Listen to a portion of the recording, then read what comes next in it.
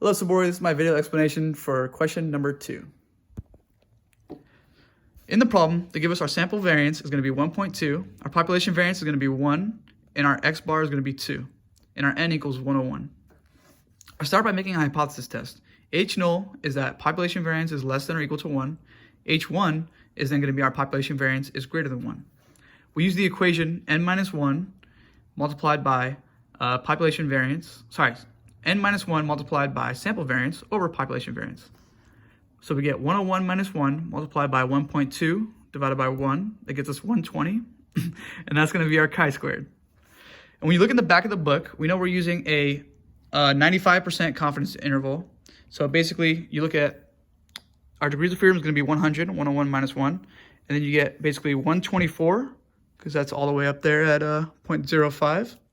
So 124 is our critical value, and 120 falls inside of that. And because we know that we're looking for a right-tail test, so because 120 does not fall in the rejection zone, therefore we fail to reject the null hypothesis.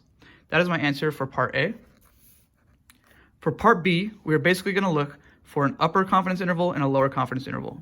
So the equation we use is then n minus 1 multiplied by sample variance over chi-squared with alpha divided by 2.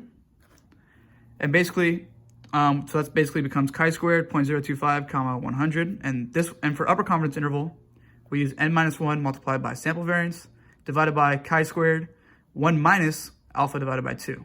So basically you get 0.025 for lower and 0.975 for the upper. So what this ends up doing is you get 101 minus 1 multiplied by 1.2 divided by 130. And you find 130 again if you look up here. You get 130 right there. And here you get 101 minus 1 multiplied by 1.2 divided by 74.2.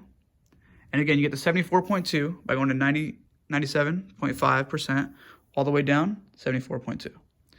So you end up getting 0.923 as your lower confidence interval and 1.617 as your upper confidence interval. So I ended up drawing the graph out, and basically those are your two answers. So we find that with a 95% confidence, the population variance falls between 0.923 and 1.617.